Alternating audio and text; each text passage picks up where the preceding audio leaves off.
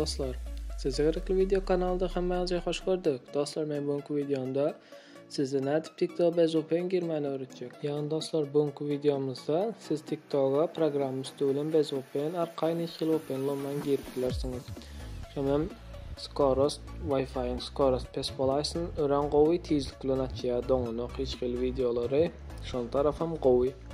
Şunun için dostlar videonun sonuna çelgarin Skoros'un Gorkos 839 gigabit sekund bizimki 170'lik Wi-Fi. Bunun hem için Gorkos ulu öğren ulu.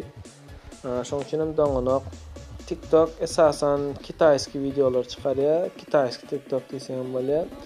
Yani kaçta zat qoy hemen bir kop videoları bundan takip edersiniz. Yine bir qov taraflarının biri bunda like basıp zadet patpsas etip bolya. Bezopen Kitayski TikTok.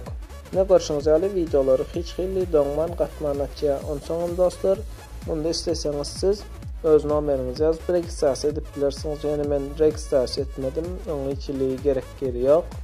Arqayın bez registrasiya etmen onu bilirsiniz. 搅拌均匀备用，锅中油热，把葱姜蒜的香味炒出来。 Dostlar, yine size bir zat ayıp geçecek. Şu videonun aşağına 10 san like gelse ben size işleyen VPN verecek. Hazır şu an işlep duran kodsuz VPN hakkında video çıkaracak.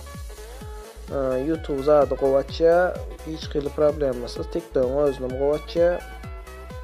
Onun için dostlar, kanalın aşağına komentar yazasınız.